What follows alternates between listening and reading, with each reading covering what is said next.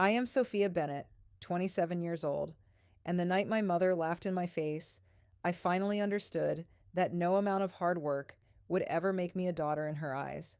I was sitting at my parents' dining table while they gushed over my twin sister's wedding, like it was some royal event, talking about imported flowers, a private garden venue, a designer gown, and a honeymoon so expensive it made no sense for a family that had always told me to be practical. I let them talk until I asked the one question that should never have caused a room to go silent. What about my share of the wedding fund? They all looked at me like I had interrupted something sacred. Then my mother leaned back in her chair, smiled like she was explaining something obvious to a child, and said, "Gold and dirt are not the same." My sister actually clapped at that. Clapped. Like humiliating me was the punchline to a joke they had all been waiting to tell. I did not cry. I did not argue. I did not give them the scene they probably wanted so they could call me dramatic and ungrateful. I just stood up, took my keys, walked out of the house, and drove through the night without answering a single call. By sunrise, my phone looked insane. 53 missed calls from my mother, 20 from my sister, voicemails, texts, begging, pleading, telling me to come back before I made a terrible mistake. I stared at the screen for a long time before I finally sent one message. Why are you begging a piece of dirt? But to understand why that one text sent my whole family into panic, you need to know what they had been taking from me for years. By the time my sister and I were old enough to understand how families worked, I already knew ours had a favorite. We were twins, but that was where the similarity ended. She had the kind of personality people noticed right away. She was loud, charming, dramatic in a way that made adults laugh instead of worry. She knew how to walk into a room and make it feel like an audience had just arrived for her. I was quieter. I liked plans, routines, and knowing exactly where things stood. My mother called me serious like it was a flaw. My father called me difficult whenever I asked why the rules were different for me. My sister got away with messes because she was spirited. I got punished for the smallest mistakes because I should have known better. That was the story in our house. She was the one who needed softness. I was the one expected to survive without it. At birthday parties, she got the bigger cake because she liked attention more. At school events, my mother would miss my academic ceremonies, but somehow never missed a single one of my sister's performances, even the mediocre ones. If relatives visited, they would hear all about how beautiful and social my sister was. And then my mother would gesture at me like I was a side note and say I was the smart one. That was the box they put me in early. Useful, but forgettable. Capable, but unloved. The older we got, the more obvious it became that my parents were not trying to hide it. They bought her clothes because she cared about fashion. They gave her extra spending money because she had a social life to maintain. They let her cry her way out of consequences while telling me I was too cold whenever I refused to play along. I used to think if I achieved enough, if I behaved well enough, if I made their lives easier, eventually they would look at me the way they looked at her. But every win of mine only seemed to irritate them more. When I got the highest grades in school, my mother said I was making my sister feel insecure. When I got a scholarship opportunity, my father said I should stop acting superior. When I worked weekends to buy my own laptop, my mother called me stingy for not sharing it more. Nothing I did was allowed to belong to me. If I succeeded, I was selfish. If I set boundaries, I was difficult. If I stayed quiet, they assumed I could handle more neglect. The wedding fund was the one thing I let myself believe might be fair. My grandparents had started it when we were teenagers. It was supposed to be equal, a gift for both granddaughters, something practical for two futures that had not been written yet. I remember my grandmother squeezing my hand and saying, "No matter what happens later, this will be one thing no one can take from you." I held on to that sentence for years. I even added to the fund myself once I started working part-time in high school. Not a huge amount at first, but enough to matter to me because every dollar represented hours of effort no one had forced me to give. I contributed because I thought one day, when I got married, I would at least walk into that part of my life, knowing something had been saved for me too. It sounds naive now, but when you grow up half loved, you become an expert at building hope out of scraps. You take the smallest sign of fairness and treat it like proof that maybe the story is not finished yet. That was my mistake.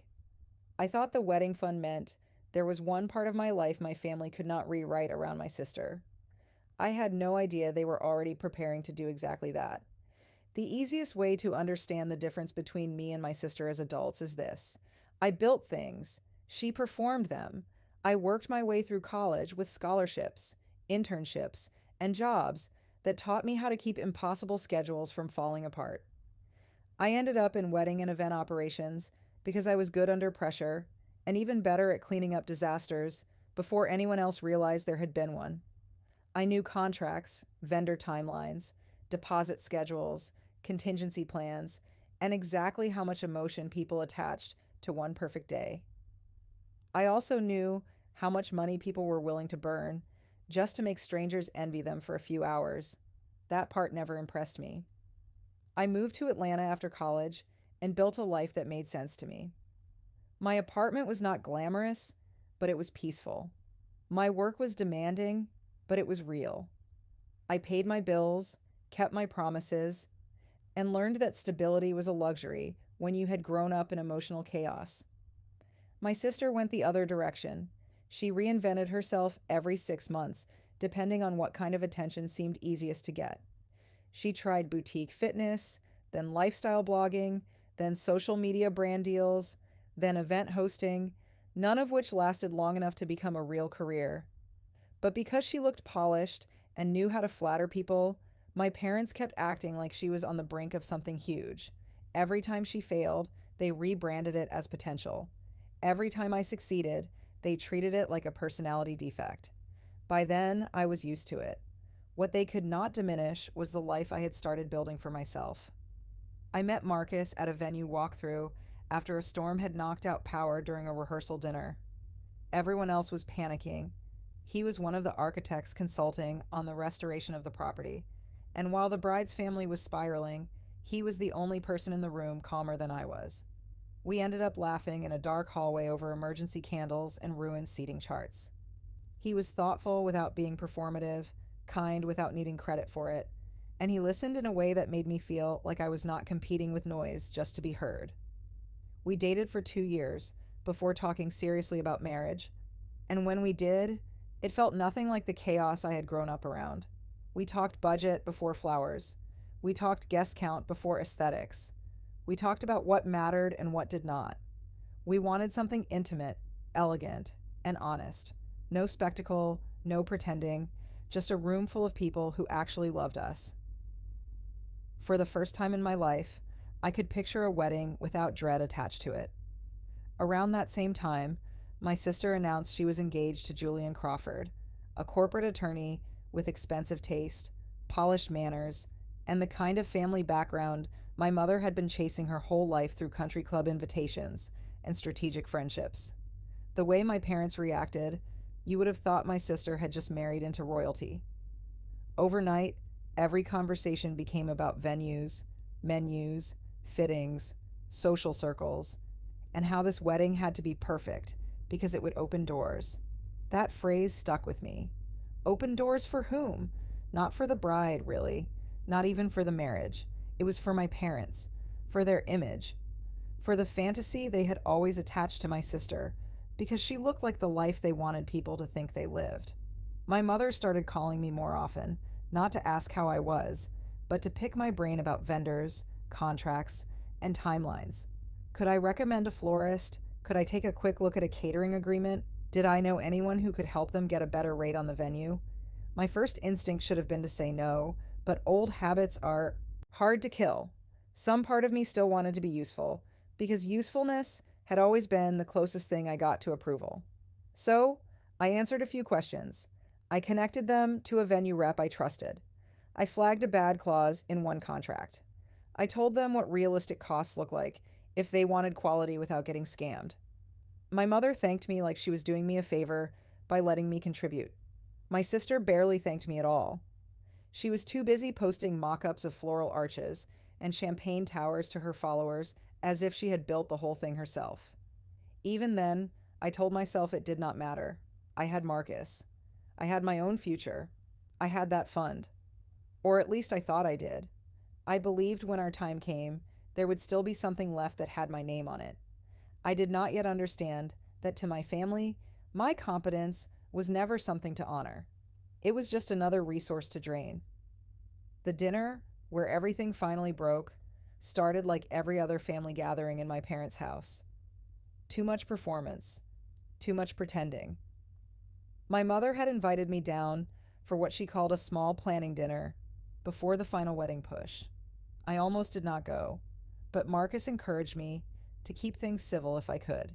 He had not grown up inside a family like mine, but he understood enough to know I was always mourning the family I wished I had, not the one that existed. So, I drove in for the evening, carrying a bottle of wine and the stupid hope that maybe, this time, they would at least behave like decent people for one meal. My sister was glowing in that carefully managed way she always had when she knew all eyes were on her. My mother kept bringing out binders and swatches and seating charts as if she were staging a campaign instead of a wedding. My father talked numbers in a vague, smug way that suggested he wanted to sound important, without ever saying anything concrete. For the first half hour, I mostly listened. Then, my mother started discussing a last-minute upgrade to the venue package. More flowers, better lighting, a luxury guest transportation option no one actually needed. I asked the question gently at first. I said, "If you are spending at this level, what does that mean for the rest of the wedding fund?" My mother stopped moving. My sister looked down at her plate. My father cleared his throat and reached for his water. I knew right then. I just did not know how bad it was. I asked again, more directly this time, "What does that mean for my share?" My mother set down her fork and gave me a look I had seen my whole life. The one that said I was about to be punished for ruining her preferred version of reality. She said, "There really is no your share anymore. Most of it went into your sister's wedding." She said it casually, like she was explaining weather.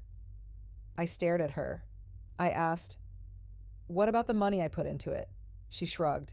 "We all contribute to family, Sophia." Then I asked the question that made her smile. "So, you spent my grandparents' money and my money on her and never planned to tell me?" She leaned back in her chair, crossed her arms, and laughed. Not a nervous laugh, not an embarrassed one, a cruel one. "Gold and dirt are not the same," she said. "Your sister is marrying into a world where appearances matter. That investment makes sense. You and Marcus are doing some tiny tasteful thing. You do not need the same kind of help." For a second, I honestly did not hear the room. It was like my body had gone silent from the inside out. Then my sister clapped once, sharp and smug, and said, "Mom is harsh, but she is not wrong." I think that was the moment something permanent in me cooled, because all my life I had pictured a breaking point as some big dramatic explosion. I thought, if I was ever pushed too far, I would finally scream. Instead, I became very still. I looked at all three of them and realized none of them expected consequences. They expected pain, maybe tears, maybe an argument they could twist into proof that I was unstable and jealous. What they did not expect was for me to become strategic. So I stood up. My mother told me not to be dramatic. My father said we could discuss it later. My sister rolled her eyes and asked if I was seriously going to ruin the mood over money. I picked up my bag, my keys, and my coat. I said nothing. I walked out while my mother was still calling after me. The second I got into my car, I did not cry. I opened my laptop because, in their rush to build a luxury wedding they could not actually afford, they had leaned on more of my professional access than they realized. The venue rep they were using had agreed to a temporary hold because of my recommendation. The floral designer had approved a discount through a referral code tied to my company network. A transportation vendor had only delayed full payment because I had vouched that this family would not embarrass me. I sent 3 emails and made 2 calls before I even backed out of the driveway. all professional, all clean. I informed the vendors that I was withdrawing personal and professional sponsorship from any pending flexibility arrangements connected to the Bennett Crawford wedding. I clarified that I was not financially responsible for any outstanding balances and that no one should rely on my name or reputation moving forward. I did not ask anyone to cancel anything. I did not need to. I just removed the support they had built their fantasy on. Then I drove back to Atlanta through the night with my phone face down beside me. By the time I got home, I had 7 missed calls. By sunrise, it was over 70. 53 from my mother, 20 from my sister, a flood of voicemails that moved from outrage to panic in less than 6 hours. The venue needed immediate confirmation. The florist was pausing production. Transportation was suspended until payment cleared. My sister's makeup artist had heard there were contract problems and wanted reassurance. For once in their lives, they were not calling because they wanted something from me quietly. They were calling because everything they had built by stepping on me was shaking. I listened to one voicemail from my mother where she sounded breathless and furious and scared all at once. Sophia, call me back right now. You're taking this too far.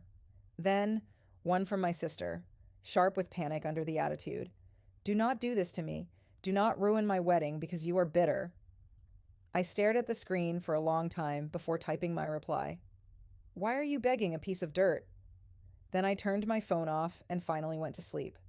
When I woke up that afternoon, I expected to feel guilty. I had been trained for guilt.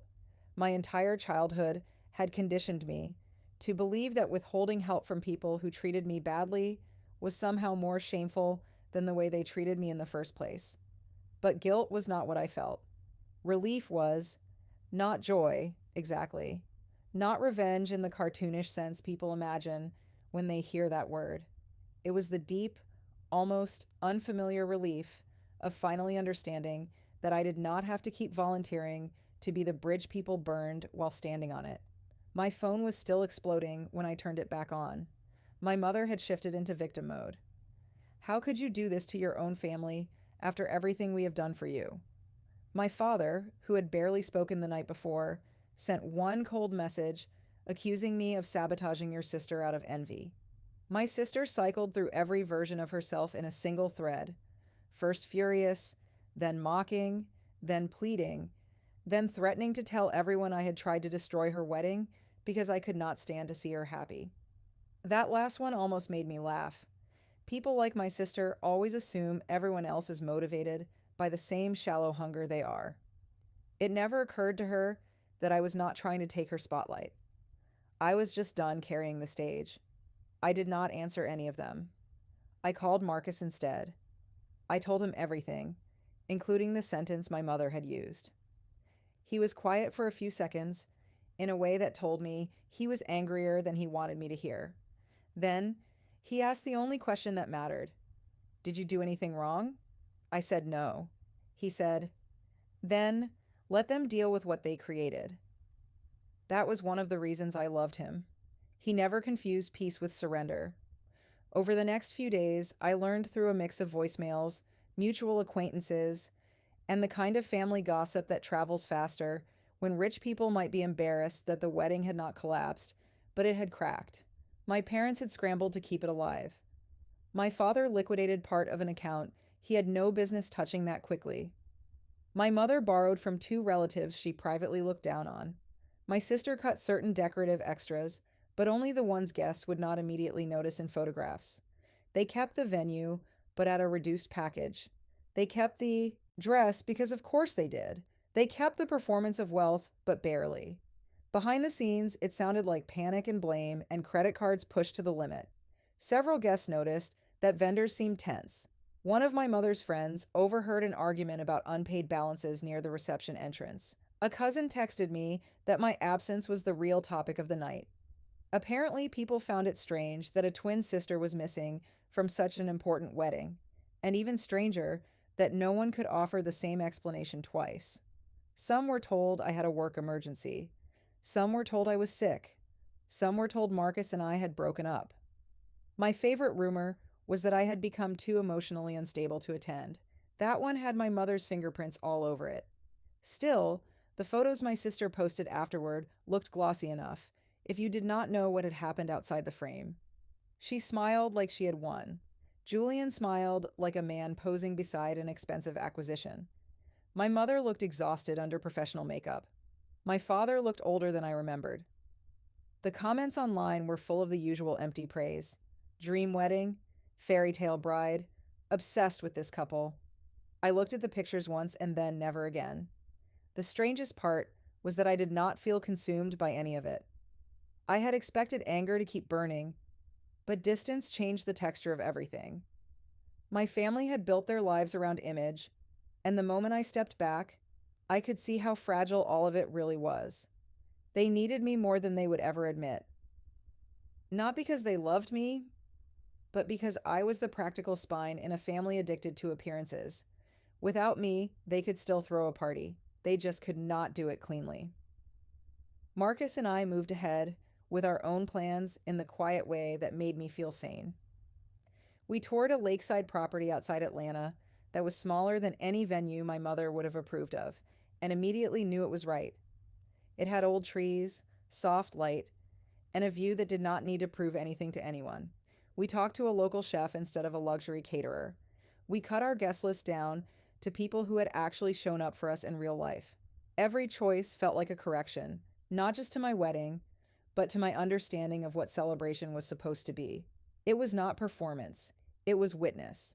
It was not about who could be impressed, it was about who could be trusted. Meanwhile, the calls from my family slowed. Not because they had forgiven me, but because they were busy trying to maintain the illusion that everything was fine. I knew that phase would not last. Debt has a way of making truth louder. So does marriage when it is built on image instead of intimacy. I did not have to wish for consequences. I had already seen enough weddings to know they were coming. About 3 months after the wedding, the first real crack started reaching me from outside the family bubble. One of my former college friends, who still moved in overlapping social circles with my sister, messaged me after midnight with a question that looked casual but was not. "Is everything okay with your sister and Julian?" I asked why. She said, "Because Vanessa has been posting a lot of vague quotes about loneliness and fake love, and she was seen crying at a restaurant while Julian left early." I should have felt sympathy. Instead, what I felt was recognition. Not because I had wanted her marriage to fail, but because I had seen the transaction from the beginning. Julian had not fallen in love with my sister. He had selected her. She was polished enough for photographs, eager enough to be shaped, and shallow enough to mistake being displayed for being cherished. My mother loved him because he came with status. My sister loved him because he came with status and expensive suits, and a last name that opened the kind of doors she had always wanted to stand in front of. But status is not intimacy. Being chosen is not being known. Once the wedding ended and the performance stopped being exciting, they were left with each other, and there was not much there. Around the same time, my father's financial situation began unraveling in a way that would have been almost poetic if it had not been so pathetic. He had always prided himself on being the smartest man in the room when it came to money. That was part of why the wedding overspending had gone so far. He truly believed he could outmaneuver. Reality later. Only later arrived faster than expected. Emergency borrowing turned into rolling balances. Rolling balances turned into pressure. Pressure turned into mistakes. One of his colleagues apparently learned he had borrowed privately from client social circles to cover personal obligations, and while I never got the full story, I heard enough to know his professional credibility took a hit. My mother's boutique, which had already been limping along on the strength of local image rather than actual profit, started missing payments too. She sold inventory at discount, then pretended it was a seasonal strategy. She canceled a charity committee commitment she had bragged about for years. Friends she used to entertain stopped calling as often once there was no longer a polished table to sit at. My parents had spent so long curating the appearance of stability that they had no idea how to survive without applause. That was when the messages started again. They came through numbers I did not know, through distant relatives, through one old neighbor who left me a long voicemail about how family is family no matter what. My mother wrote me a letter and mailed it to my office. Not my apartment, my office. That alone told me she still did not understand shame. In the letter, she tried every version of the truth except the real one. She wrote that wedding stress had caused things to be said in the wrong tone. She wrote that families make mistakes. She wrote that my sister was struggling in her marriage and needed support from her twin. She did not write that she had called me dirt. She did not write that she had stolen money meant for me. She did not write that she had only noticed my value once my absence had a price tag. I folded the letter and threw it away. A week later, my sister called from a private number. I should not have answered, but something in me wanted to hear what her voice sounded like when life stopped clapping for her. She did not bother with small talk. She said she and Julian were having difficulties. She said marriage was harder than she expected. She said he was always traveling, always working, always irritated, and lately he had started making comments about her spending and her family's instability. Then she moved to the real point. She asked if I still had contacts who could help my mother's boutique with an event partnership. Maybe something upscale that would bring in new clients. When I stayed silent, she pushed further. She asked if Marcus knew any investors. I almost admired the nerve. Even then, in the middle of her own unraveling, she still saw me as a utility, not a sister, not a person she had humiliated, a tool she hoped had not learned its worth. I told her no. She got sharp immediately, accused me of enjoying this, accused me of waiting for them to suffer so I could feel superior. That was when I finally said something that had been true for years. I do not need you to suffer to know who I am. I just needed to stop letting you decide it. She hung up on me. Not long after that, a family acquaintance told me my parents were quietly preparing to sell their house and move into a much smaller place. Officially, they wanted less maintenance. Unofficially, debt was choking them. The same house where I had spent years being told my role was to understand, to adjust, to give more, was now one more thing they could not afford to keep. Marcus found me sitting in our kitchen the night I heard that news, staring at nothing. He asked if I was okay. I told him I did not know what I felt. There was no triumph in it, just a strange ache for the fact that people can destroy their own lives just to protect their pride. He sat beside me and said something I never forgot. Some people would rather lose everything than admit they were wrong to the one person they treated the worst. He was right. My family was not collapsing because I had abandoned them. They were collapsing because every major choice they made was designed to preserve a lie. The lie that image mattered more than character. The lie that favoritism had no cost. The lie that the child who kept everything functioning would always stay close enough to be used. By then, I was done mistaking their emergencies for my responsibility. I had spent too much of my life paying emotional interest on debts I never owed. If they were finally being forced to face what they had built, then that was not cruelty. That was consequence. The final time. They reached out. It was almost 8 months after that dinner. By then, Marcus and I had finished nearly all the planning for our wedding. We had our invitations, our menu, our music, and a guest list so intentional that every name on it made me feel calmer instead of obligated. My life had become so steady that the chaos I came from felt like a separate country. Then one evening, just as I was leaving work, my phone rang with a video call from an unknown number. I almost ignored it, but something made me answer. My mother's face filled the screen first, older and thinner than I remembered. Her makeup gone, her posture collapsed in a way I had never seen. My father was beside her, looking as though pride had finally become too heavy to carry. And behind them, on the edge of a sofa in what was clearly not their old house, sat my sister.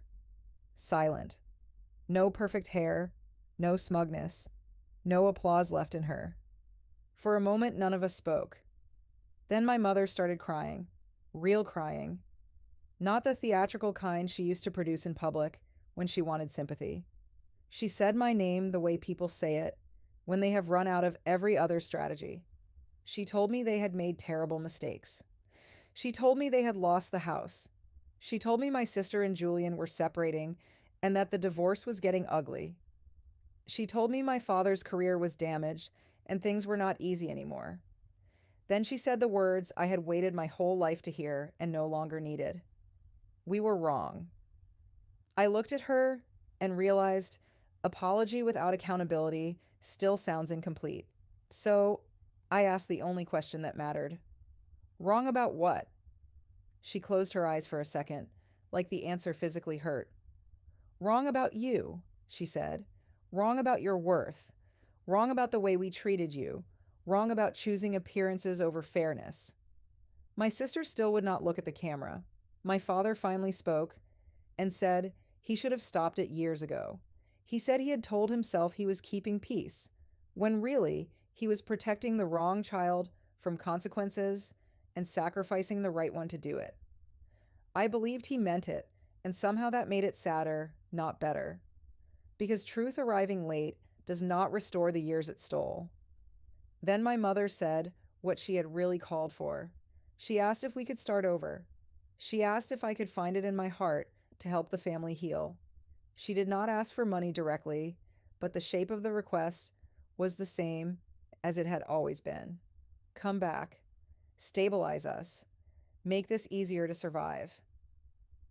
I looked at all three of them and felt something I never expected to feel in that moment. Not hatred, not vindication, clarity. The kind that comes when grief has finished turning into wisdom. I told them I was getting married soon. I told them it would be small and peaceful and filled with people who had never made me earn basic dignity. My mother started crying harder and asked if there was still a chance they could be part of it. My sister finally looked up then, and for the first time in my life, she looked small. Not because life had humbled her into goodness, but because it had stripped away the audience she used to mistake for love. I took a breath and gave them the truth they had spent years avoiding. You taught me exactly what I was to this family when you took what was mine, laughed in my face, and expected me to stay. I believed you. I built my life around that lesson. Now you have to live with it too, my mother whispered. Please.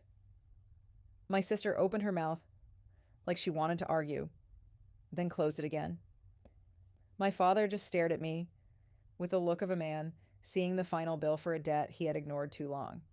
I told them I did not wish ruin on any of them. I told them I genuinely hoped they learned how to treat people before they needed something from them. I told them I hoped my sister one day understood that being favored is not the same as being loved, and that being protected from consequences can leave a person weak in all the ways that matter. Then I said I was not coming back. I was not reopening a door they had only knocked on once life became unbearable on their side of it. I ended the call before they could answer. A month later, I married Marcus beside a quiet lake, under strings of warm lights and old trees that did not need decorating to feel beautiful. There was no spectacle, no false luxury, no desperate need to impress anyone, just vows, laughter, people who showed up early because they wanted to help, and the steady feeling that I was no longer standing in the shadow of someone else's story. When I walked toward Marcus, I did not think about what my family had taken from me. I thought about what they had failed to destroy: my peace, my judgment, my ability to love without humiliating someone first. That, more than anything, was the ending they never expected me to have. If there is any lesson in what happened, it is not just that cruelty comes back around, though it often does. It is that favoritism poisons everyone it touches. It damages the child who is neglected, but it also hollows out the child who is worshipped by teaching them that love can be replaced with indulgence and that value comes from display instead of character. It teaches parents to confuse control with care and image with success until they wake up surrounded by the wreckage of their own choices.